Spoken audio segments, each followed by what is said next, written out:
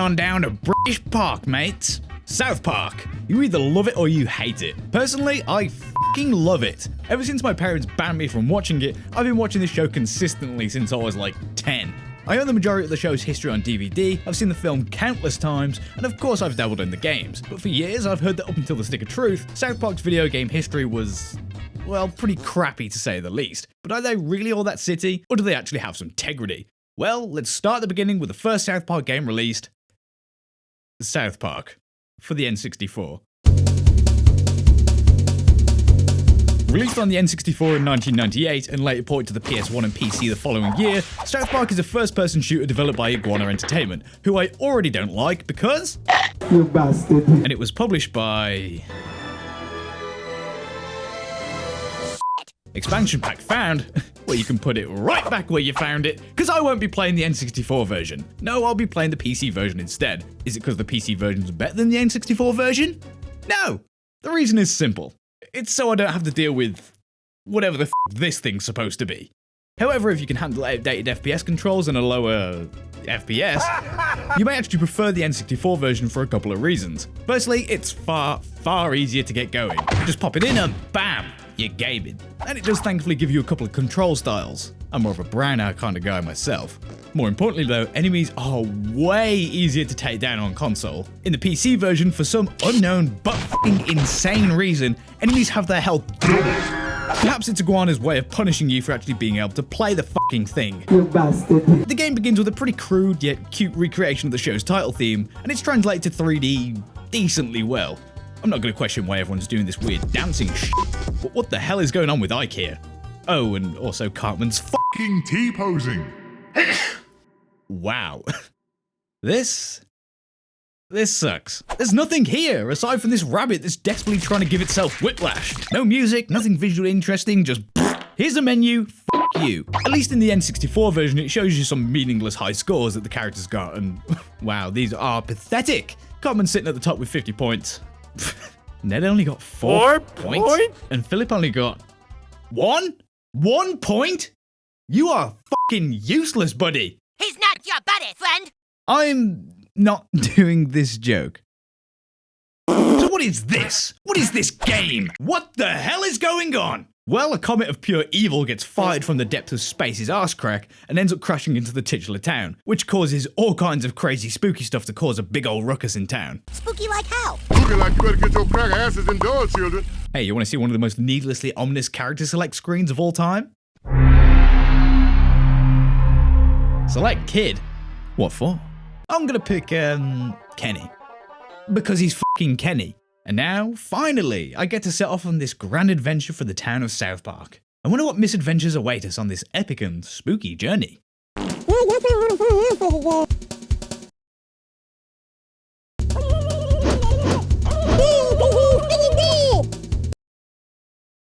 What is this?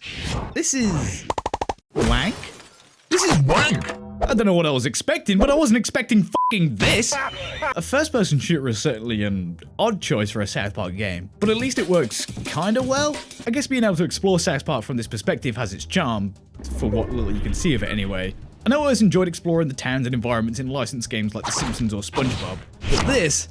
yeah, nah, this is dreadful. I'll give credit where it's due. On one hand, while the game looks super crappy, like unbelievably crappy, it at the very least stays true to the source material and fits the theme remarkably well. The boys also look pretty good and are translated to 3D about as well as these characters can be, but chef, bro, please control your hat. I don't know if I like the way it's jiggling at me. But on the other hand, this place is fucking barren. It's absolutely devoid of anything remotely interesting and gets even worse once you've escaped the confines of this desolate ghost town. I understand exploration isn't what this game was going for, but come on, man, at least give me something. Granted, it does sort of improve in some of the later levels, though your efforts are usually wasted. The odd bit of health, maybe a speed boost that lasts all of 2 seconds, Mr. Hanky. What the f do you do? And only occasionally you'll find a cool new weapon, but all in all, these levels can be described in 5 words. Boring, uninteresting wastelands. Fucking shitty. Look at this, I know it's hard to, but look at these levels. Does this look like a game? I don't think this is a game. At the very least, the game functions. Your main objective, no matter what, is to massacre everything that meets your gaze, whether you're going from point A to B or defending the school from mutant clones. Everything, and I mean everything, must die.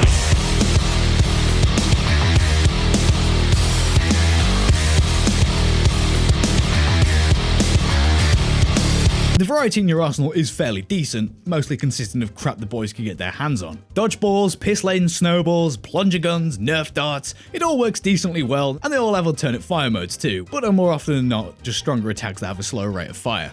Right, listen, I enjoy bouncing a dodgeball off a turkey's stupid little head as much as the next guy, right? But that doesn't change the fact that these enemies are so unbelievably boring to fight against.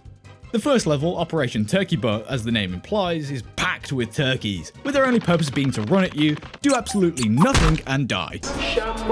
Level 2 has these clones which take about the length of a South Park episode to take out, and Level 3 has a combination of cows that love to juggle you around, and aliens that love to shoot bloody Cheerios at their bunts. There's also tanks, which are essentially just souped up versions of the little peons that run around, and it's as if their only purpose is to waste your time. So I won't waste your time by talking further about these polygonal abominations. And not to mention, all the enemies will make you regret being born with the ability to hear. Take a listen to what it sounds like playing this game real quick. Okay, now imagine that, but for an hour. Your ears and sanity be damned. And it's not just the enemies, because the four boys never shut up. I've had enough of this crap. Constantly repeating the same tired voice lines over and over and over. Yes, Kenny, I heard you say the last 37 times you said it. At least the bosses at the end of each level keep with this game's overall theme. Being shit. This clone goop boss in the second level is especially awful. It's by no means hard, but the hitbox on its eye, its main weak spot, is so picky. Why did this hit count, but not this one? Oh yeah, it's because this game's fucking shitty. So I know what you're thinking. Holy crap, this game sounds amazing. I must play it right now. And that's where I'm going to stop you, because I gotta be honest, fellas. I couldn't beat this one. I couldn't bring myself to beat this one. Shocking, I know. I've seen everything this game has to offer, and it's utter shit. This game also made me feel really nauseous after playing it. Something about the way the camera moves when going up inclines just really messed with me. Or it may have been the copious amounts of crack I was smoking to help keep my attention on this game. Who knows? But you know what? This game actually does have one thing going for it. Due to it being released only a year after the show's premiere, this game and a few of the later ones are like a weird time capsule of early South Park. You son of a bitch, I'll kick you in the nuts. Oh yeah, there's also a multiplayer mode, but I've got no desire to check it out. And even if I did, I haven't got any friends to play it with. And even if I did, I don't think they'd be my friend for much longer. Which unfortunately is going to make this next game a real bitch to talk about. Hello, everyone. Welcome to Chef's Love Shack. Released just 1 year later on the N64, PS1, PC, and the Dreamcast of all things, Chef's Love Shack is a party game. Fuck! Next. Alright, I'm joking, but this won't take long, I assure you. Chef's Love Shack is a quiz show style DVD game disguised as a party game for your console of choice. I say this because it basically has about as much functionality as a DVD menu, and about as much enjoyment as one too. My ass is eternally grateful. Eric, did you just take a crap on my desk? Obviously, as this is a party game, it's intended to be played with multiple people, but as I played this by myself, it was a rather miserable experience. Love Shack was also released the same year I was born, so 99% of the questions are far before my time, or just not something me, an uncultured British lad, wouldn't have any idea about. Like, how am I supposed to know what firecracker causes more backyard injuries in 90s America? I don't even have a backyard. I have a garden. So as you can imagine, I did rather poorly. I'm a little surprised there weren't more trivia questions about the show itself rather than just generic game show questions. But don't you worry, my fellow lone Chef's Love Shack players. If you're also like me playing this game by yourself in the year 2023, I pity you. I really do. But it's not just random ass questions, there's also mini games. And they're quite bad. They're painfully simple even by party game standards, but there's a pretty neat recreation of Donkey Kong. It's not exactly difficult, but it's cool, I guess. This pie eating contest one was just sad, though I'm sure Kenny's happy to get some free food. Oh, and Asteroid. Yeah, it's just Asteroid, but with 10% more ass. I can at least appreciate the game captures the show's art style really well, actually. Good job, artists from 24 years ago. My praise means nothing. And well, yeah, that's about it. If you want to give this a shot, go ahead. It's not really bad, but it definitely ain't good. But hey, if you're looking to play something with your mates for a laugh, Perhaps try taking this next game for a spin instead. As if the public wasn't already tired of shitty South Park games, in the grandiose year 2000, South Park Rally hit store shelves for the N64, PS1, PC and Dreamcast yet again, and it was received about as well as a brick wall to a drunk driver. But hey, I'm here to tell you not to listen to that crap, listen to me instead. South Park Rally? It ain't half bad. Now don't misconstrue my words and assume this is some hidden masterpiece or anything, because it certainly isn't. But I don't know, man, I actually found myself really enjoying this one. Like, this game is unironically incredibly fucking funny to me. You drive like my fucking grandma, do you know that? I don't know, maybe my sense of humour is warped or something, but seeing these little characters bulldozing into each other in these dinky little carts is rather chucklesome. It's just a shame that playing this game feels more like you're reading a picture book you found in a muddy puddle. I believe this game runs at approximately 4 frames per second. This is the N64 version, mind you. I thought it was due to me playing it on my laptop, but no, this is just how the game runs. So once again, I'm switching to the PC. However, for some dumbass reason, the PC version doesn't save, so f*** me, I guess. Similar to the first South Park game, South Park Rally begins with another recreation of the show's intro, but this one feels more like a bloody Gmod video rather than an actual intro.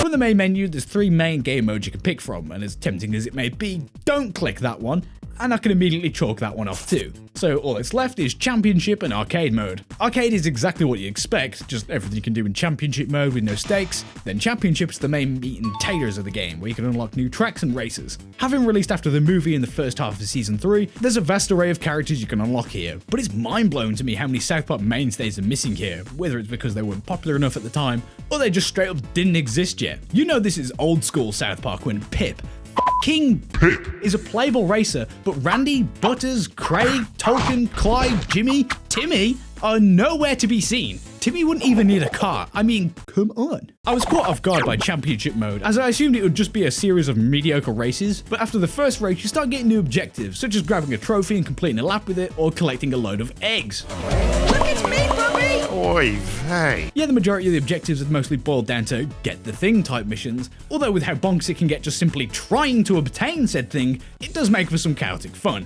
It's as simple as it gets, there's no question about that, but it can be harder than you think, because this AI is nothing but a bunch of dirty, cheating scumbags.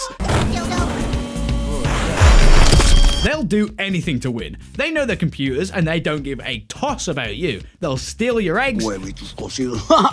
They'll blow your ass up and send you to the Black Void. Hell, they'll even give you herpes. This is the level of scumfuckery these vermins will stoop to in order to win. Shit just happens in this game. You cannot control it. Fuck you. That being said, this shit is hilarious. There isn't much variety in the missions, but hey, I enjoyed most of what I played, aside from the Easter egg hunt which I found frustrating due to the egg spawns and the terrible track layout, and the underpants one is just unfair. If you don't immediately grab a pair, you aren't winning this one. Better luck next time, idiot! The missions are usually tied to the tracks you play on, and thankfully the tracks are a little bit more diverse. You've got the general places you'd expect, like South Park, but you'll also go to Forest, Mountain, Big Gay Owls, Random. Yeah, some real creative names there, guys. They're honestly nothing too memorable aside from the opening track, and some of the layouts are either way too simple or overly complex. But they're not horrendous to play on. Not great, mind you, but not terrible. But what's a silly kart racer without items? And this game certainly has items. I mean, you don't see Mario dropping dildos around the track or vomiting on his fellow racers, do you? No, of course you don't, because that would be fucking stupid. As you'd expect, you've got your trap items, your projectiles, your Saddam Husseins, your speed boosts. There's a lot of straight up nasty shit in these item boxes. The aforementioned herpes, straight up vomit, as well as explosive diarrhea. So if you're into the auditory pleasure of someone throwing up and shitting down your ear holes, oh boy is this game for you, you sick fuck. Conversely, the music in South Park Rally, like the weird gunk between my toes, is my jam. Not all the tracks are winners, mind you, but the song that plays on the Big AL track is a disco classic, and the South Park theme remix is also pretty slick too. I'm a sucker for the banjo, what can I say? This game can sometimes suffer from overused and annoying dialogue similar to the first game, but I gotta be truthful. Seeing Mr. Garrison get utterly decimated and his only response being, "Okay, detention," will never not be funny to me. Next one to hit me gets detention. Okay, detention. Also, Kenny makes some disturbing noises upon being hit. So from the sounds of it, I've made this game sound pretty city, and in all honesty, yeah, when you compare it to Mario Kart or Crash Team Racing, it's a pretty crappy kart racer. But if you just look at this game by itself and don't take it too seriously, as you shouldn't, it can honestly be some really dumb, mindless fun, and you could definitely do worse in terms of kart races. I imagine you could have a good laugh while playing this with a group of friends. Why don't we take a minute to congratulate our South Park Rally champion, Death? And with South Park Rally being fairly panned by critics and audiences, there wouldn't be another South Park game until 2009 due to Matt and Trey wanting to be a bit more protective of the South Park license. But that can wait a little longer. This video's driving me mad enough as it is. So join me next time when I take a look at the next 2 South Park games released: South Park Let's Go Tower Defense Play and Teneman's Revenge. Dude, whose stupid idea was it to animate all this crap?